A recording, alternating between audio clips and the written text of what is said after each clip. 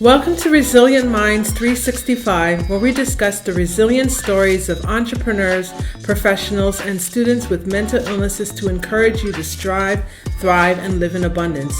I'm your host, Cleone Crawford.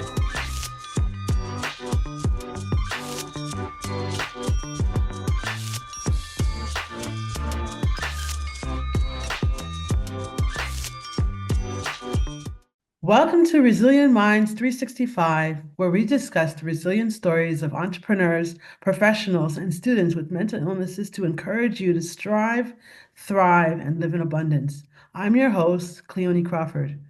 Well, guys, we got a special guest with us. This guest has been on our show before, but in a different capacity. He was on our show with the Mindful MCs way back when I first got started. And now he's solo. So I want to introduce you guys to Meshach Harvey.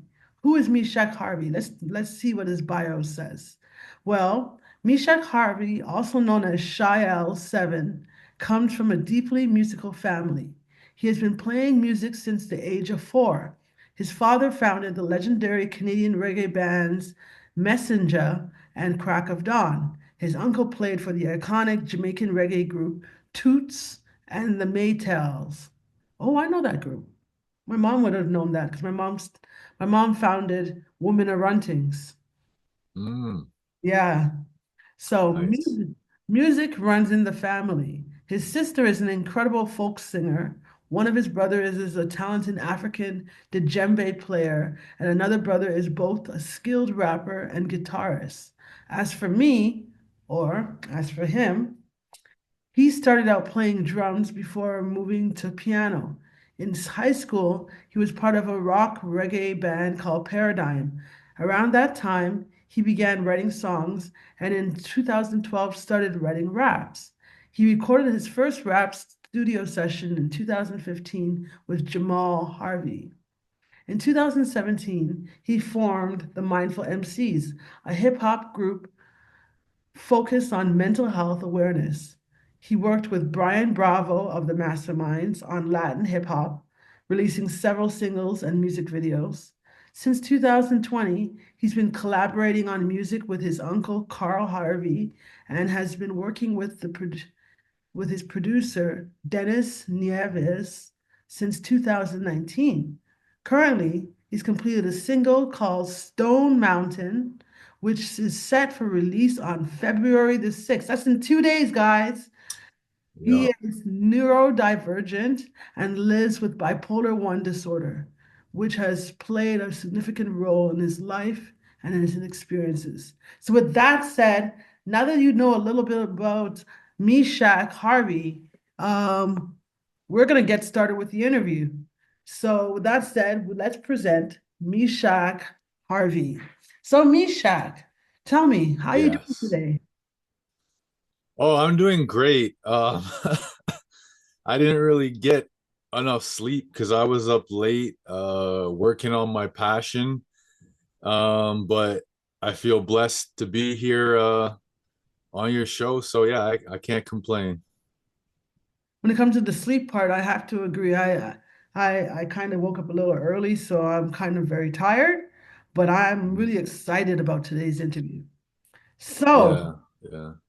so tell me a bit more about your profession. How did you get started in music? Why did you get started in music? And what's your inspiration for it? Well, I've been around music my whole life, right? I actually forgot to mention in the bio that my mother was a French horn player for the Toronto Symphony Orchestra. Hmm. So I grew up in a very musical household. One of my earliest memories is my father would put me up on his legs and he would sing with his guitar If We Hold On Together from Land Before Time by Diana Ross. So I just remember my dad always singing and playing. His band Messenjah, they'd be rehearsing out in the garage. And he bought me my first little drum set when I was like 4 years old. And I used to play that. But then I kind of took a break from music. school kind of got me distracted with friends and things like that. But I played the bass drum in the school band, a bit of snare drum, a bit of xylophone. But actually I dealt with a lot of bullying in school that kind of like crushed my spirit, and then I just didn't have the desire to work on music, and I was kind of like a latecomer to really taking music seriously. I didn't really start taking my music seriously until I was about 17. Um, so I had a mentor, a Rasta man named Naya. He was a family friend, and he gave me my first little djembe. Hmm. And his cousin Lumba also encouraged me, and we would play some djembe together. And then there was my neighbor Raven's friend Rick. He gave me a doumbek. That's like a traditional Egyptian drum, and it's kind of funny because there's a saying, when the student is ready, the teacher will come. Yeah. So yeah, you're familiar with that, right? Hmm. Yeah. So after like I had put in some work on those instruments, I just randomly meet this guy at Lake Simcoe when we're going for a swim, and it's a thunderstorm named Kimio Oki, and he didn't have a ride home, and I was with my mother and her friend Aishiba, and he goes, my ride ditched me. He left me here. I'm stuck. Can you guys give me a ride? So we give him a ride, and I find out that this guy's like a legendary drummer. Like his father played session work with the Beatles. His Um, father was a drummer with some of the first like calypso soca groups in Toronto. Like his father was a legend, Tommy Oki. Like when all of the famous jazz musicians would come over from the States to do gigs, they would always go to his house for the after party. And that's where like the real music and jams were played. So I meet this guy Kimio, and I tell him like I've been doing a little bit of drumming, and he just decides to take me on as his student. And so yeah, that's when I was like 17, 18. That's when I started taking my drumming seriously. Am I talking too much, or can I keep going at this pace? you can keep going. You can go. Okay, because it's a long story. I'm trying to like summarize it. So, Mhm. he put me through the basics that you call the rudiments, just on a snare drum and a practice pad. He said like you've got to earn a drum set before you're allowed to buy a drum set. And he said that's how his teacher taught him. So I practiced for about 6 months just on the pad and the snare drum before I saved up for my first drum set. And then like when I got my drum set, that changed my life because I was a loner in school.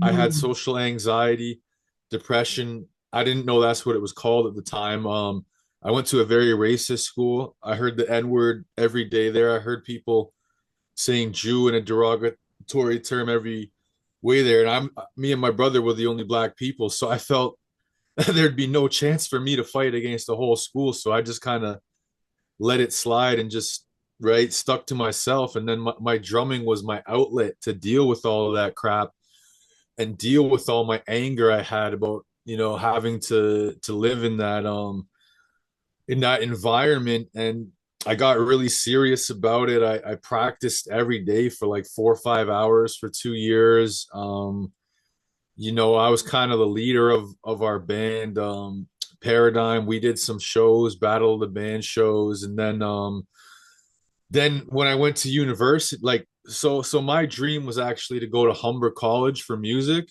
Yes. Um, I wanted to go into the jazz program, but everybody I told that I wanted to do that, including my own family who are professional musicians, they go, "Yo, bro, don't do that. Musicians are broke and homeless. Like you're gonna have a hard life if you do that." So they kind of talked me out of it, and I ended up studying history at York University, and I couldn't play a drum set at my new apartment where I moved in, so that's when I started the piano. And the piano is a percussive instrument too, so it kind of reminded me of the drums a bit. And so that was my new outlet when I was stressed out in school with the assignments and everything. And I wrote a lot of songs on that. I would jam a little bit with my dad.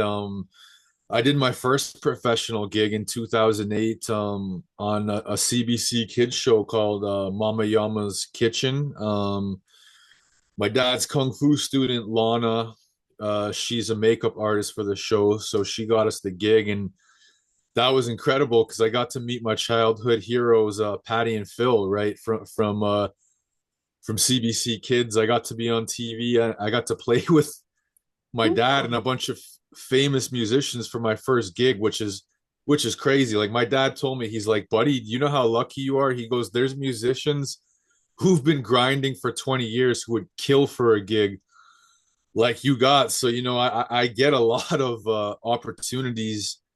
I consider myself blessed, because of who my family are. And then, after that, I started writing raps in 2012. Like I said, I did that piece called Old School at 7 to the 6 Records in the studio for Eric Botello, my brother Jamal. You could find that one on YouTube. It was more of like a dance hall kind of vibe. And then then after that I had a lot of mental health struggles, and often when I'm depressed, like I won't work on music and stuff. And but it was kind of ironic that it led me to a drop-in center called Learn, where I met all these other people who had similar mental health struggles and that were also musical. So we decided to get together and form this group, the Mindful MCs.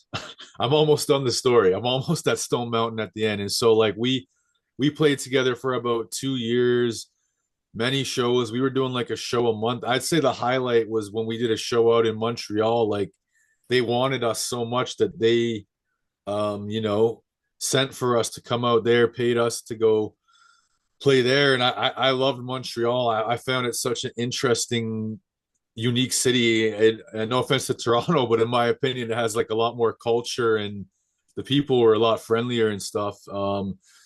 And so the Mindful MCs ended with COVID. Like we had shows booked. We did our last one in March of 2020, right before the pandemic was officially declared globally, and we just all went our separate ways after that. Life just, we had our moment, life brought us apart. And then I started working with Bryan Bravo of the Mindful MCs.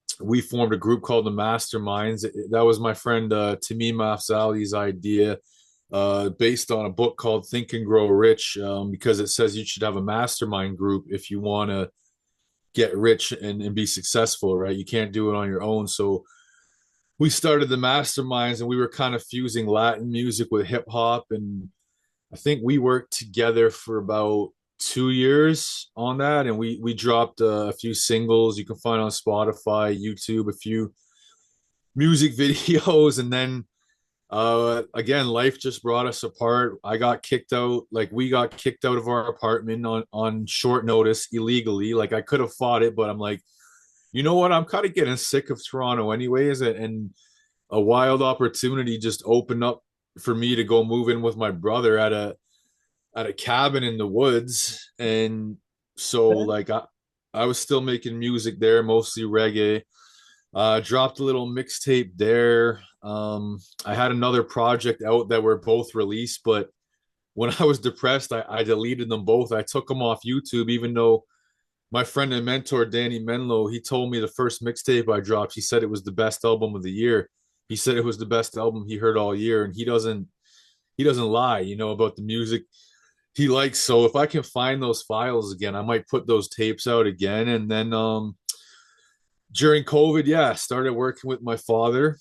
We did a song together. I helped him produce called Old Friends. It was dedicated to a lot of the old friends he grew up with, immigrants mostly from Jamaica or Trinidad, the West Indies. And like, it was about the struggles they went through. A lot of them ended up in prison or deported or dead. So he was one of the fortunate ones to find music and make it out of the racist environment that they grew up in. And I started working with my uncle then. And the funny thing is that's when we actually started working on Stone Mountain. It was after Ahmaud Arbery's murder, the Breonna Taylor murder, George Floyd's murder, and we were just so upset and we wanted to do something. We always feel like, music can be powerful and revolutionary. So we made this song together, and it was supposed to come out that year, but there's this old Yiddish saying that I love that goes, man plans and God laughs. So it's Yeah, like, yeah, you feel that, eh? You like that. yeah, So it's like I feel like God laughed at our plan, because like I wasn't ready yet to release a song that good. I wouldn't have been ready for the success. I didn't have the character built, so I had to go through all these struggles. We'll get into later, because you asked me about the police and such. And then finally I came into a place at the beginning of 2025 where I had worked so much on my craft as a producer. I had grown so much as a person. I had got sober again. I got back right with my faith in the Lord, right? And amen. finally I'm at a place where I could actually finish this song, and now it's ready to release February 6th. And there was even a music video shot in 2022 that nothing happened with. So maybe some of that footage could be used in the future. But so yeah, that's my whole story there, in terms of music. And yeah. Amazing, amazing. So tell us about your mental health story of resilience. What did you have to go through to show that you are now a resilient mind every day of the week, 365? Yeah. What did you have to do? What did you go Oh through? man, like I like that Charles Dickens quote from a Tale of Two Cities. It was the best of times, it was the worst of times, right? Like that's what I feel like bipolar is like. Mhm. Um, so I went through a lot of amazing euphoric times and a lot of suicidal depression. I tried to hurt myself overdosing on benzodiazepines and alcohol. I've had to go through going in and out of mental hospitals over 20 times, getting abused there, cruel and unusual punishments there, catching COVID there, being mocked, being, um, yeah, really abused sexually in a lot of different ways. And you mentioned the police, and yeah, I've had a lot of encounters with the police. So the first time, I think it was in 2015, I got charged for weed possession, and I was using weed because of how stressed out I was, being a black creative mentally ill person. Like I feel like my voice wasn't being heard, and there's not a place for people like me.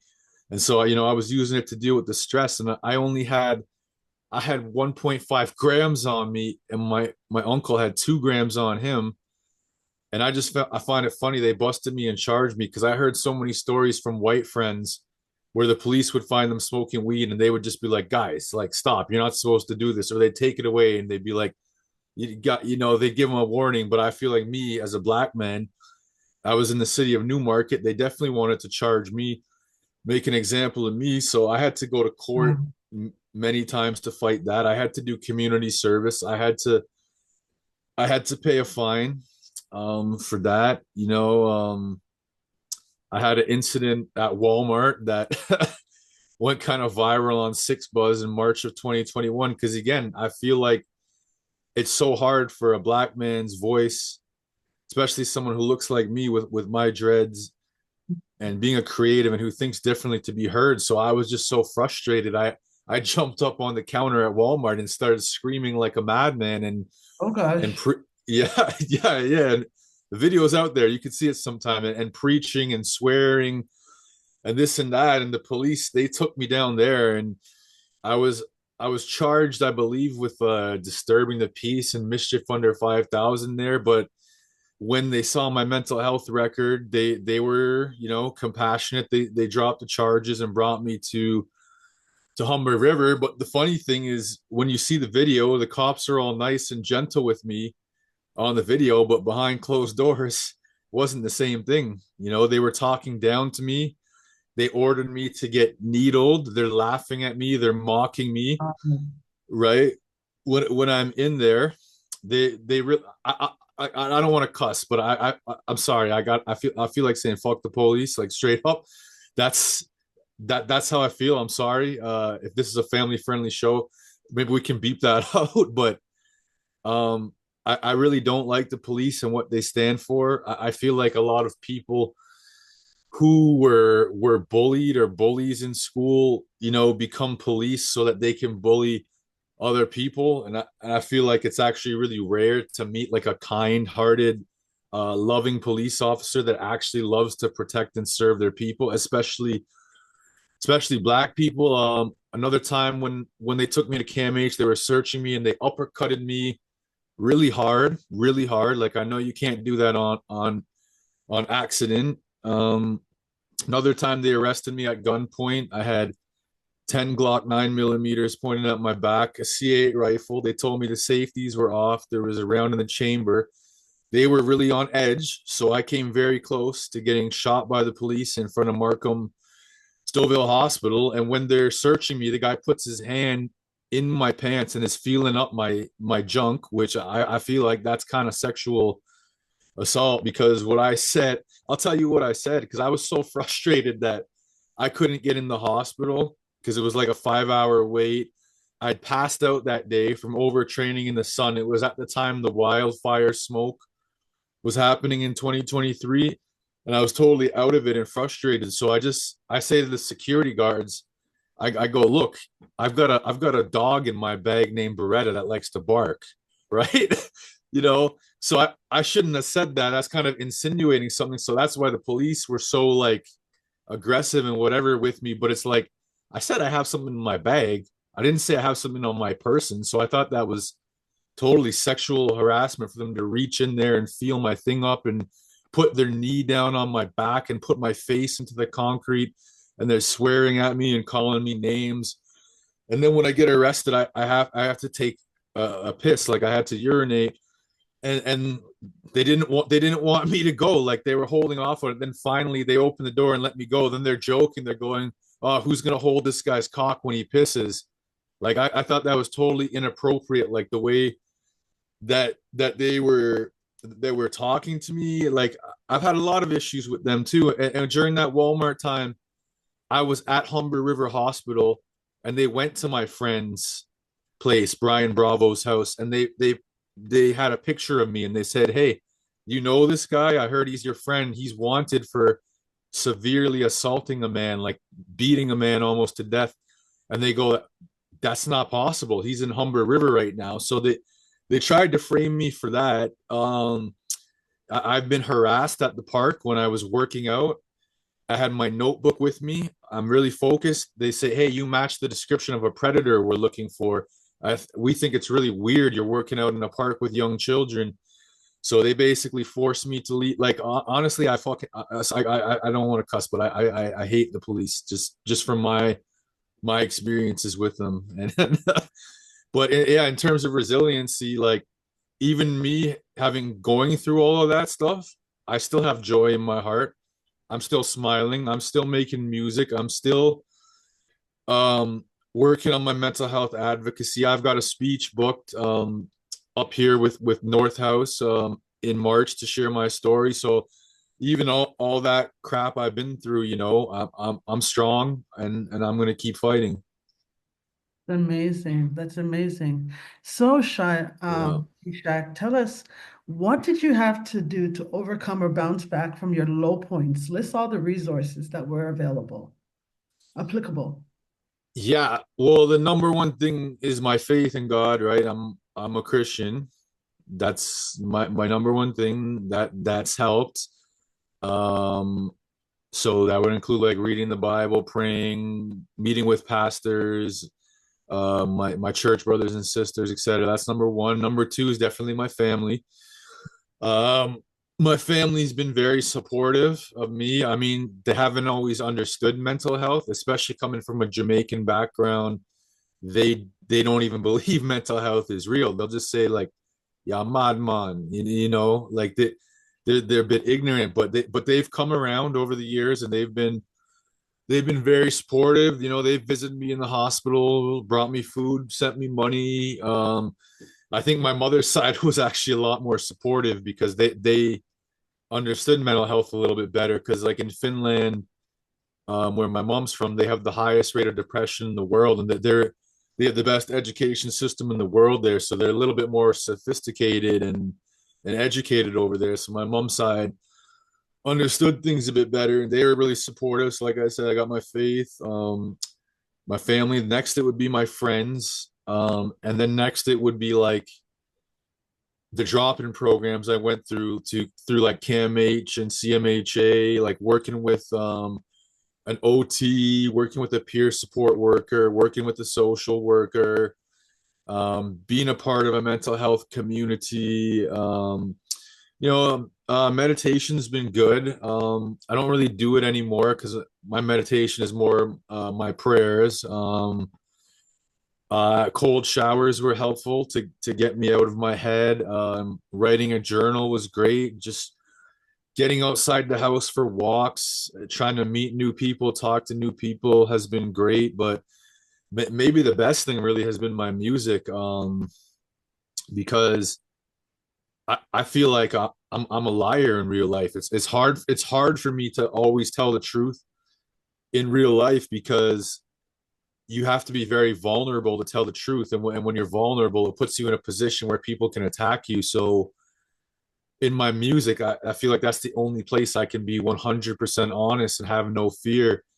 And that's where I can change from Meshach Harvey into Shy L7 and be like this superhero that's not afraid of anything when I'm on the microphone or I'm on the stage. So yeah, like all of those things have been great part of my mental health journey. And you've been a part of my journey too. Like you said, you interviewed us years ago. We've spoken over the years, and I feel like lately we've been speaking more. So yeah. Amazing. That is amazing. So the next question I have for you is, what words of hope will you give to our listeners? What would you tell to someone who's been in your shoes, who's had the police attack you, who's had um, Yeah. challenges with your mental health, who's been resilient despite everything? Wow. Honestly, it's so tough because I still don't have the answers. I'm still searching, but all I could say is spirituality is number one. Now, Yes. like I'm a Christian, but maybe you're a Buddhist, Muslim, or whatever. So I'd say put your faith first. I think that's number one. I think number two is being very mindful of your thoughts. So whether that's like journaling or meditation or CBT, like finding a way where you can separate yourself from these intense thoughts and emotions you have. Another big thing too is actually like don't listen to anybody who's trying to tell you about mental health who's not experienced it themselves, because that's just going to confuse you. It's just going to hurt you, and it's just going to make you feel lost. Because I used to do that. Like there'd always be people who are very ignorant who'd be like, "Oh well, everybody's bipolar. We all have ups and No, downs. I Like you're know. just a crybaby. You're just a pussy." What? Like, sorry again for my swearing. Like those people are fucking idiots. Like, I'm sorry. Maybe we can beep that out. But so not listening to anybody who hasn't had mental health issues themselves. Diagnosis, So a who's that? formal diagnosis. Yes, exactly. So speaking to people who have a formal diagnosis is going to be the most helpful for you. And then I think finding some kind of passion. Like for me, it's my music. Like for some people, it's fashion, it's art. Like finding some kind of passion that can keep you grounded and focused, and something that you can share with other people and society to help better. Sorry, I can't even talk right now. To help. Let me have a sip of my Manish water here. Mm, okay, yeah, there we go. So, um, yeah, because then you can share your passion with other people, and you can bless other people, and you can bless society with that. But honestly, like I said, I don't have all the answers because it's really hard, because we live in a society that oppresses people with mental health issues. We don't live in a society that supports people with mental health issues, and we've got it good in Canada, right? Like Yes. I went to yes, like yeah, you know this. You've traveled, right? So like when I went to China, the people who have a mental illness, they're all homeless on the street, and everybody ignores them, and they're just considered like demonically possessed or just losers. That's very sad. Um, yeah, yeah, it's very sad. But the thing is too, like I've become kind of jaded about our mental health system in Canada. When I first got in, I used to think, "Oh, this is so great," you know. We've got this system, all these people, but I've realized through all the abuse eventually I've gone through, and I've seen these people's true colors. The mental health system in Canada, at least Ontario, I can speak of, is it's atrocious. It's absolutely horrible. Every day, people are getting assaulted, and they're physically, sexually, emotionally. People are taking their own lives, and they're getting beaten by the police, SWAT teams, security guards. There's semen on the socks that they give you. There's blood on the robes they give you. There's mold on the robes they give you. There's feces on the floor. There's urine on the walls. And they don't clean it up unless you ask the janitors to clean it up because they want you to be in that filth. You know, I know from experience that there's a lot of disgusting people who work in the field of mental health that like to abuse people.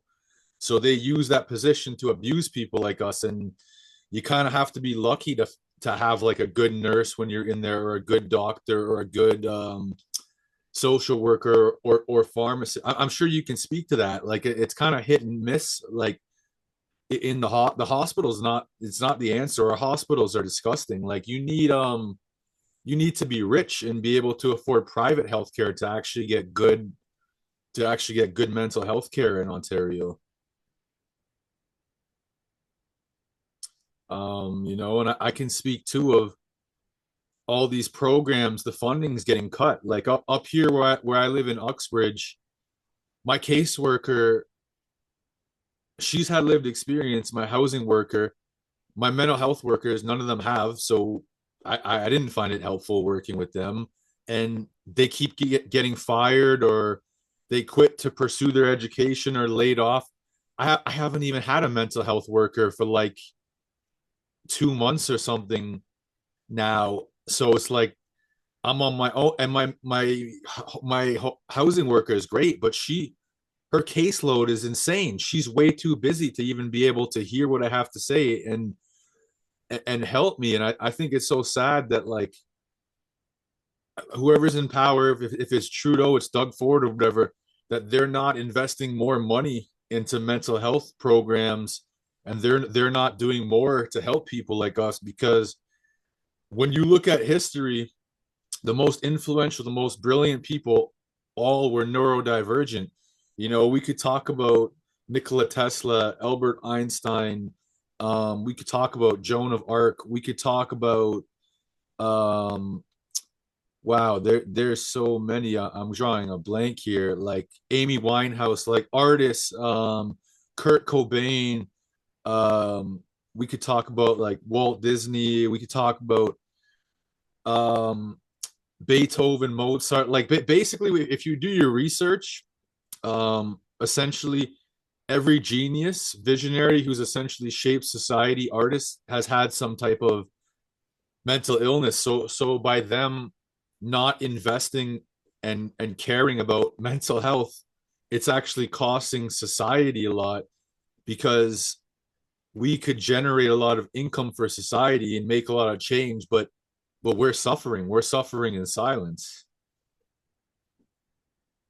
The first thing I want to do to my audience, I have to apologize, guys, because I am tired. So after this, I'm going to take a nap because that's self-care for Cleone. And, and I, self-care is so important. If you want to stay well and move to health and wealth, you have to do whatever you got to do to stay healthy. And your sleep is so important. So I have another question for you. As Yeah, you can yeah. see behind me, there is a book. The book is called The Hmm. Music of My Life. And basically, it's Yeah. my journey with bipolar disorder and mental health. And Hmm. so my question to you is, what type of music do you like? And if you were to, yeah, what type of music do you like? Mm, I just like music that speaks to me. It can really be of any genre. Like some of my favorite artists that come to mind are like Bob Marley, Stevie Wonder, Aretha Franklin, Ella Fitzgerald, Amy Winehouse, the Beatles, my father's music, Messenjah, Crack of Dawn, my uncle's music, Toots and the Maytals, Jason Wilson, Alicia Brilla, who my brother plays with, Eunice Catan. She's killing it. I worked with her before. What's her name? Danica Bushi, I think you pronounce it on. These are like Instagram musicians I met, but more big ones like Miles Davis, Coltrane, Charlie Parker. Um, Honestly, like I mostly listen to black music, but like I'll listen to some country here or there if it basically anything I It's feel like that has a a message. yeah, like it has a message and the music is high quality. Like you can tell they put a lot of work The and people, a lot of all the yeah. musicians that you listed are pretty much all prophets. Yeah, You yeah. basically, it sounds to me that you're just like me. You listen to the music of the prophets. Yeah, yeah, that's a great way of putting it. I never thought of it. I'm gonna start saying that. Yeah. Yeah, yeah, So cool. All right. yeah. So, if you were to think of a song that best describes your journey, what would it be and why? Okay, so this just came to me. So it's Many Rivers to Cross by Jimmy Cliff. Well, I love that song. That's a good one. Memories Yeah, to cross, yeah. and I'm fighting to find my way over, or something like that. Yeah, yeah, Oh, yeah, exactly. yeah. From the harder they come, that song has always spoke to me because I feel like I have many rivers to cross and I'm still fighting and struggling to find my way over. Like I never want to think of myself as like special or important or like I've figured everything out. Like I want to see myself as a beginner who's always got many rivers to cross because I found like whenever people have told me like I'm dope, your music's sick and stuff, it would go to my head. And then Yeah. it's like I feel like I've made it. But it's like no, like I'm always gonna be a child. Like I'm always gonna be a beginner, you know. Yes. And stay humble. Yeah, and stay humble. Yeah. That's awesome. So, how can we stay in touch with you? What are your social media handles? Um, I might have to look right now because I don't have them memorized. Okay, well on TikTok, I'm Shy L, like all one word, like Shy L with 4 7s, so Shy L 77777. Um, that that channel though it's TikTok, so it's more for entertainment that channel and like Hmm. laughs because I've lived a really interesting life, so I've got a lot of stuff on there, so more for entertainment, but um I'm Shy L7 on Facebook. My stuff is a lot more serious. And I would even say offensive on there. Like I trigger people. I trigger people very easily, but that's just me speaking my truth. And then my Instagram. Let me let me. I think Do your you have your Instagram, phone? yeah, If you yeah if you I think your Instagram is Shael7. yeah yeah I Yeah, let think me just pull her up. I think it is Shy. Yeah, Shael's the word seven and then the number seven. okay. So that's spelled like SHYL and then SEVEEN Yeah, SHYLSEVEN 7. and then the number 7. Yeah, and the number seven. Okay, yeah, yeah. So those are my social media oh, I have a YouTube channel too. Cool. Which I one second, let me just look it up here so you guys can check that out. I have a lot of beats on my YouTube channel. I've made a lot of beats over the years. So my channel, okay, yeah. So my YouTube channel is called Shy Dash L7. So yeah, I got a lot of beats on there, a little bit of info on myself. I'm gonna have some funny videos on there in the future. I have a shout out. I shout out my mentors on there too. Eventually, you're gonna see me like in the studio, my process, recording songs, making beats and stuff in the future. Like so, basically, a lot of my stuff there's not much out there Mhm. because I deleted a lot of it when I went through depressions, and I'm just kind of going through the process of reposting everything. But yeah, so those are the places you can follow me, and to be honest, like I'm a big dreamer, and I really believe my song Stone Mountain is going to be on the radio. I could see it being on CBC radio for sure. So look out for Shy Out.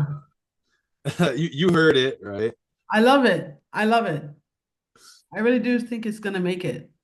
Yeah, yeah. So I really think you'll be able to hear Shy 07 on the radio soon. I already have a song on the radio with my father called Blazing Ion. It was played on CBC radio.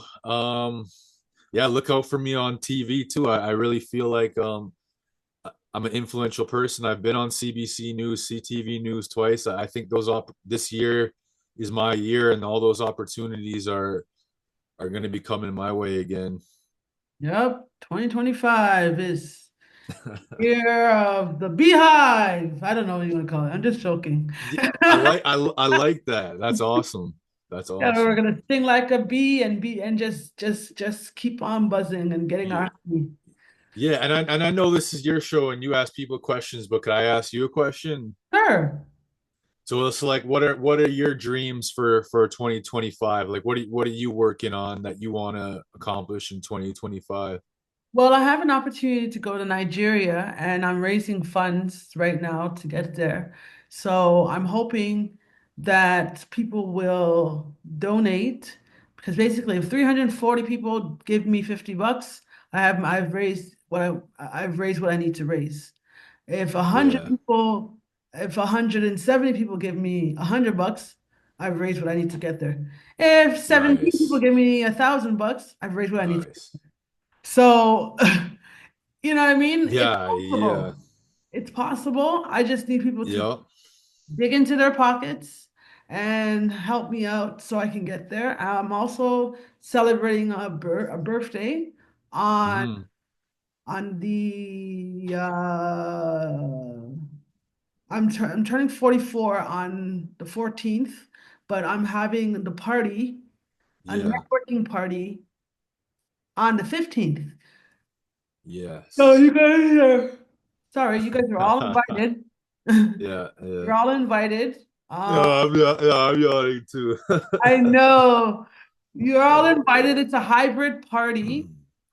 So basically, you can attend via Zoom or you can attend in person because I'm going to be having a videographer kind of video it on Zoom for the people who want to be able to attend. We'll have a DJ, Yeah.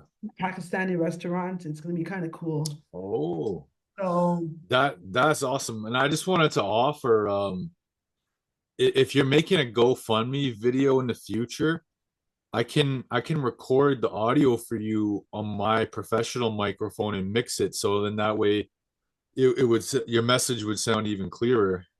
okay, cool.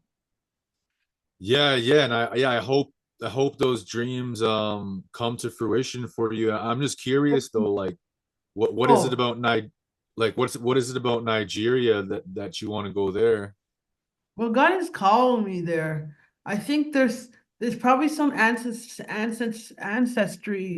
going on there because I don't know, like this.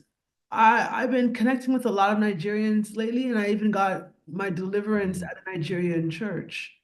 Um, Okay. so I really feel like I have a message for Nigeria, and Nigeria is going through a lot and is broken in many pieces. There's a lot Yeah, of corruption, unfortunately, there. And I want to go there and sing and bring hope to Nigerians, let them know that mental health doesn't have to be their story. It could actually, there's deliverance. And Yeah. I believe that when I sing, something's going to happen in the spiritual realm. So that's why Mm. I believe that it's been so difficult for me to get down there. Uh, Yep. Yep. because something's gonna break in the spiritual realm. Um, Yeah. People are gonna get delivered, and people are going to see Christ in a different way. So I'm feeling that. Hmm.